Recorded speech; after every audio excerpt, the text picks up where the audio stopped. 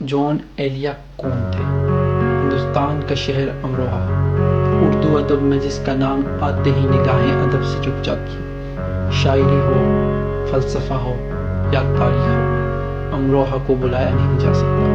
امروہہ نے ایسے نامور نام پیدا کیے ہیں کہ جنہوں نے تاریخ رقم کی۔ اسی امروہہ کے ایک سید گھرانے میں سید شفیق حسین کے گھر 14 دسمبر 1931 کو ایک بچے کی پیدائش ہوتی ہے جس کا نام سید حسین جون اصغر رکھا جاتا ہے۔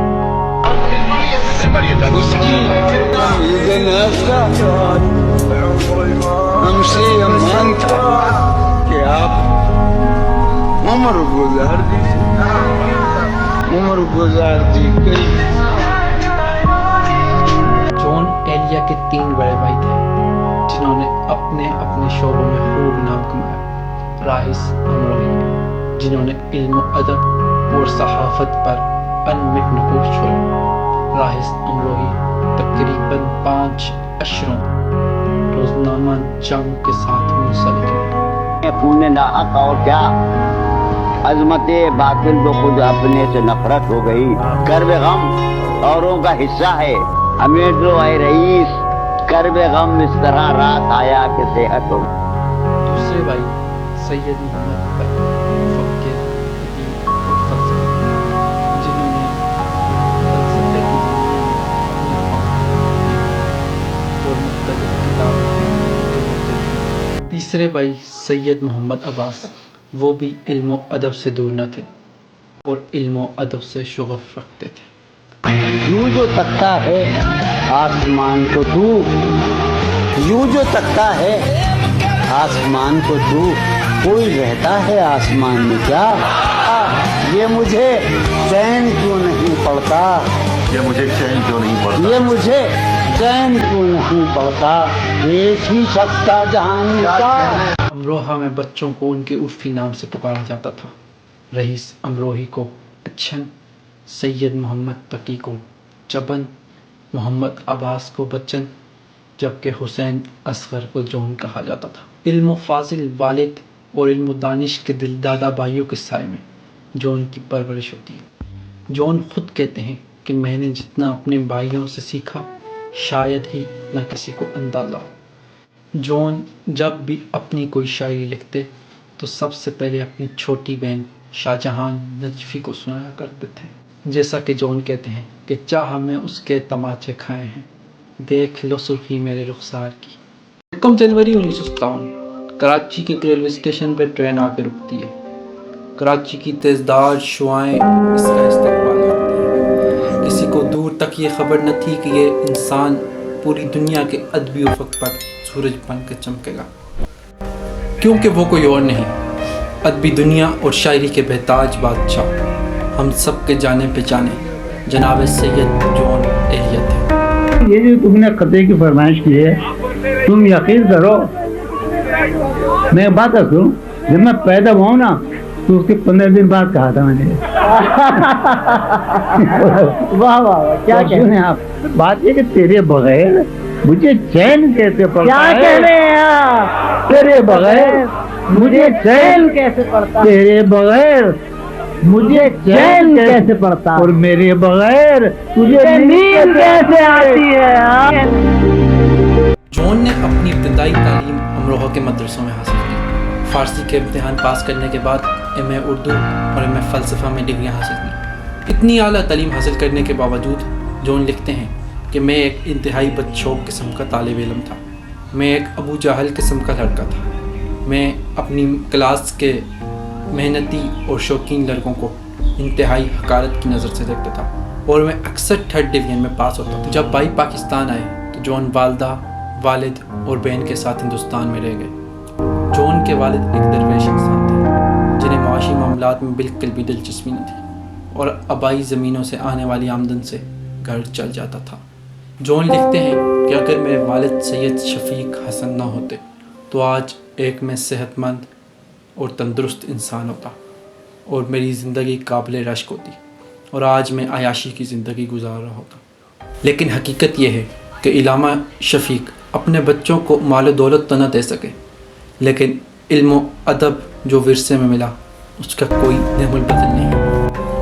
بھائیوں کی جدائی میں اماں روتی رہی اور بالآخر 1951 میں ان کا انتقال ہو گیا۔ پھر اسی کے 2 سال بعد والد شفیق حسن کا بھی انتقال ہو گیا اور بہن کی شادی ہو چکی تھی اور وہ دلی منتقل ہو چکی تھی اور جون اکیلے پڑ گیا تھا۔ اسی اکیلے پن کو انہوں نے کچھ اس طرح بیان کیا۔ اب وہ گھر ایک ویرانہ تھا اور ویرانہ زندہ تھا۔ ساری آنکھیں دم توڑ چکی تھی اور میں تنہا زندہ تھا۔ ساری گلی سنسان پڑی تھی بعد فنا کے پہرے میں، ہجر کے دالان اور آنگن میں بس ایک سایہ زندہ تھا۔ جون اپنی محبوبہ کے شہر کو جانے کے لیے راضی نہ تھے، لیکن بالآخر ان کو وہ چھوڑنا پڑا۔ پھر 30 دسمبر 1956 کو جون امروہہ سے کراچی روانہ ہو گئے۔ یہ وہی دن ہے جب جون نے اپنے محبوب کا شہر چھوڑ دیا۔ جون اپنا دکھی اور زخمی دل لیے پاکستان تو آ گئے، لیکن ان کی روح امروہہ میں بھٹک رہی تھی، کیونکہ جون کی محبوبہ کا شہر تھا۔ جون کی چھوڑی ہوئی وراثت مشاعروں میں شرکت دوبارہ سے شروع ہوئی اور یار جب روح کو معلوم ہوگا کہ میں کس پیکر نفیس میں ہوں تو کیا حال ہوا ہوگا اس کا کہ یار میں کس قطالہ کے جسم کی روح ہوں۔ جون اپنی شاعری میں فارحہ کا نام استعمال کرتے تھے۔ خطی کیوں لکھے جائیں، خطی کیوں لکھے جائیں، فارحہ نگارینا تم نے مجھ کو لکھا ہے میرے خط جلا دیجیے، فارحہ نگارینا تم نے مجھ کو لکھا ہے میرے خط جلا دیجیے، مجھ کو فکر رہتی ہے آپ انہیں گنوا دیجیے۔ جیسا کہ جون خود لکھتے ہیں، ساری باتیں بھول جانا فارحہ، تھا وہ سب کچھ ایک فسانہ فارحہ، ہاں محبت بھی ایک دھوکہ ہی تھی، اب یہ دھوکہ مت کھانا فارحہ، چھیڑ دے گر کوئی میرا تذکرہ، سن کر طنزاً مسکرانا فارحہ، میری جو نظمیں تمہارے لیے تھی اب انہیں مت گنگنانا فارحہ۔ مگر یہ فارحہ تھی کون؟ کچھ لوگ ان کو جون کی لڑک پن کی محبت تصور کرتے ہیں، جس کی چمکیلی آنکھوں اور اجلی رنگت نے جون کو اپنا اسیر کر دیا تھا، جو جون سے شاعری اور خط تو لکھواتی تھی مگر کسی اور کے لیے۔ ہاں، اس کا نام فارحہ نہ تھا، اس کا نام تو پریا تھا، لیکن پھر یہ فارحہ کون؟ اس کے پہلو سے لگ کے چلتے ہیں، اس کے پہلو سے لگ کے چلتے ہیں ہم، کہیں ٹالنے سے ڈرتے ہیں۔ فارحہ جون ایلیا کی وہ خیالی محبوبہ تھی جس کا کوئی وجود نہ تھا۔ جون ایلیا نے اپنی شاعری میں مختلف جگہوں پر مختلف خیالی ناموں کا استعمال کیا، جس میں فارحہ، ثریا اور ناہید۔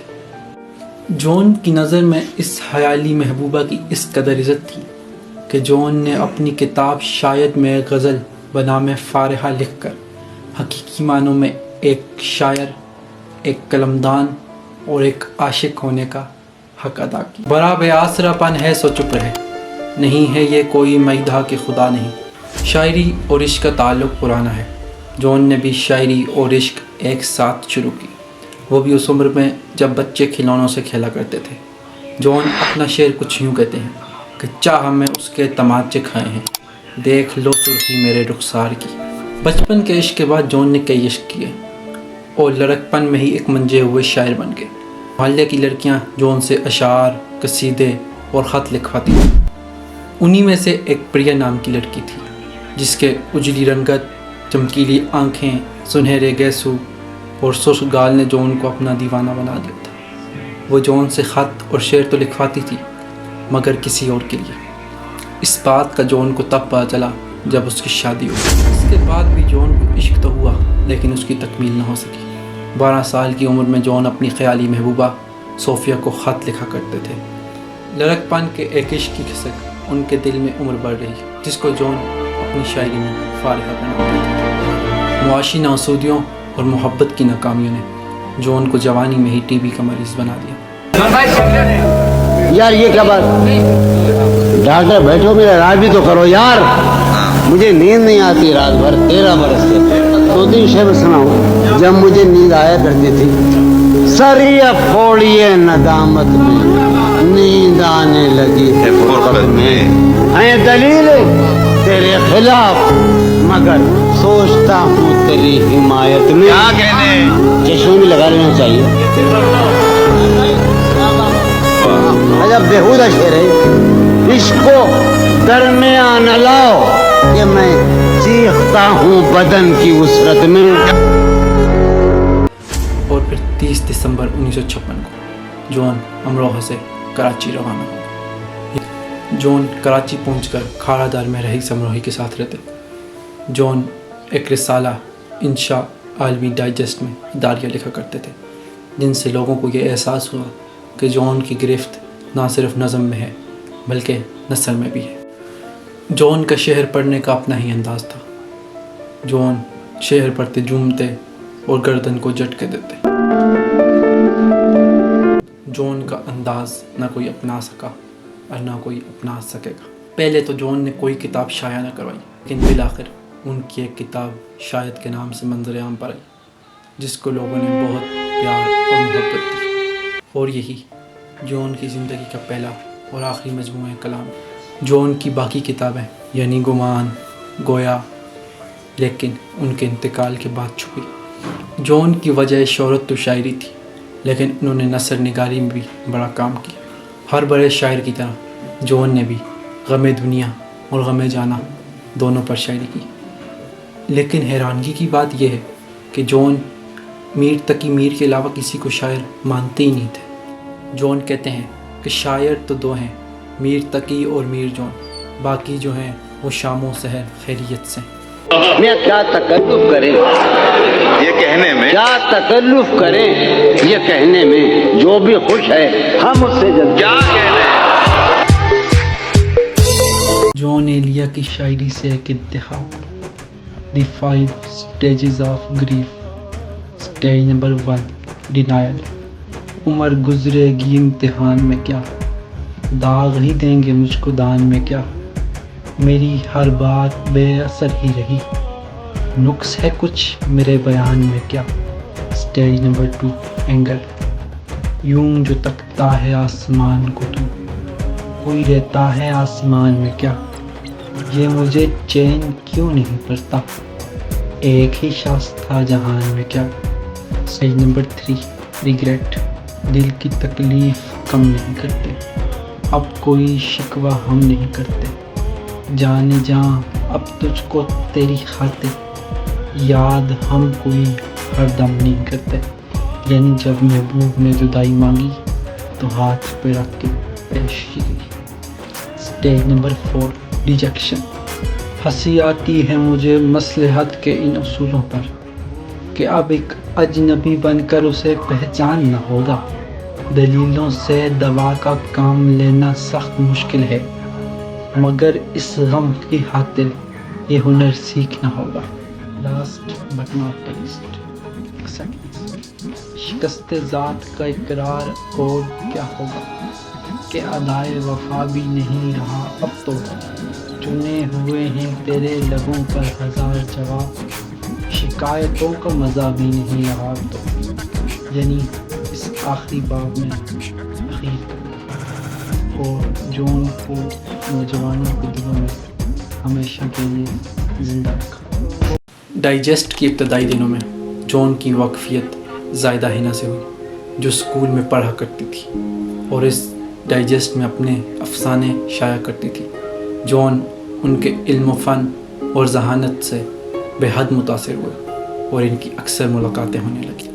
और फिर 1970 में दोनों ने शादी कर ली। ज़ायदा हिना जॉन से 15 साल छोटी थी। शादी का कुछ अर्सा तो बड़े आराम सुकून से और खुशी से गुजरा, लेकिन फिर एक दरार पैदा हो गई। जॉन साहब से मेरी शादी या उनकी शादी मुझसे, ये हमारा अपना इंतखाब थे। हम ये नहीं कह सकते कि भाई किसी ने हम पर ये रिश्ता थोपा था। मुझे दुख इस बात का है कि मैं तो ये बात चाहती थी कि एक खूबसूरत मोड़ पे छोड़ दिया जाए, लेकिन जॉन साहब घबराते थे। जो मेरा ख्वाब है जिसे मैं कभी नहीं पा सकता, वो मेरा घर, मेरी बीवी, मेरे बच्चे सब मर गए। मैं तबाह होकर आए। उसकी उम्मीद ना था, मुझसे ये मान था कि आप उम्र गुजार दीजिए। जॉन की पहली बेटी फनाना की पैदाइश 1970 में हुई और फिर इसके 2 साल बाद दूसरी बेटी साहिना की पैदाइश हुई। जॉन के बेटे ज़रियून की पैदाइश 1981 में हुई।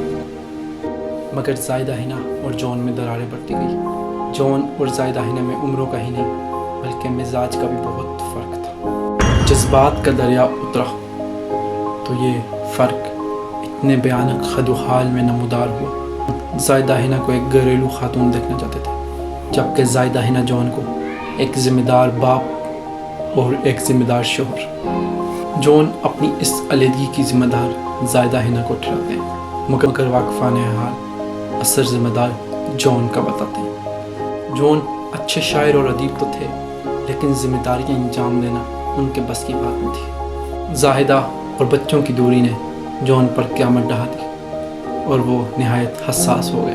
ज़ाहिदा हिना और बच्चों की जुदाई में जॉन इतने हसास हो गए थे कि अपने भाइयों से लड़ाई कर कर वो कोठी भिजवा दी जिसमें जॉन रहा करते थे, और अपने हिस्से के 70-80 लाख अपने बच्चों के नाम कर दिए। इसी कोठी के कमरे में जॉन के भाई रईस अमरोही को दहशतगर्दों ने कत्ल किया था। अनवर हसन सिद्दीकी बताते हैं कि अलहदगी के कुछ अर्से बाद जॉन की अपने बेटे ज़रियून से मुलाकात हुई। जॉन उनको तो ना पहचान सके, लेकिन वो अपने वालिद को पहचानने के बावजूद उनसे ना मिले। वो इसी दर्द और गम की कैफियत को जॉन ने अपनी नज़म दरख्त ज़र्द में लिखा है। नहीं मालूम कि ज़रियून अब तुम्हारी उम्र क्या होगी, वो किन ख्वाबों से जाने आशना ना आशना होगी। तुम्हारे दिल के इस दुनिया से कैसे सिलसिले होंगे, तुम्हें कैसे गुमा होंगे, तुम्हें कैसे गिले होंगे। तुम्हारी सुबह जाने किन ख्यालों से नहाती हो, तुम्हारी शाम जाने किन मलालों से निभाती हो। जॉन ने अपनी इस नज़म में खून थूकने का जिक्र किया। वो खून थूकते रहते और शायरी करते रहते और ज़माने के दर्द व गम और रंजिशों को ख़त्म करने के लिए शराब और नींद आवर दुआएं खाते रहते। जॉन की सेहत कमज़ोर होती गई, यहाँ तक कि आखिरी उम्र में अपने भतीजे अलामा करार के घर मुकीम हो गए, जहाँ बिलाखिर 8 नवंबर 2008 को इल्म अदब और शायरी का ये चमकता सितारा गुरूब हो गया।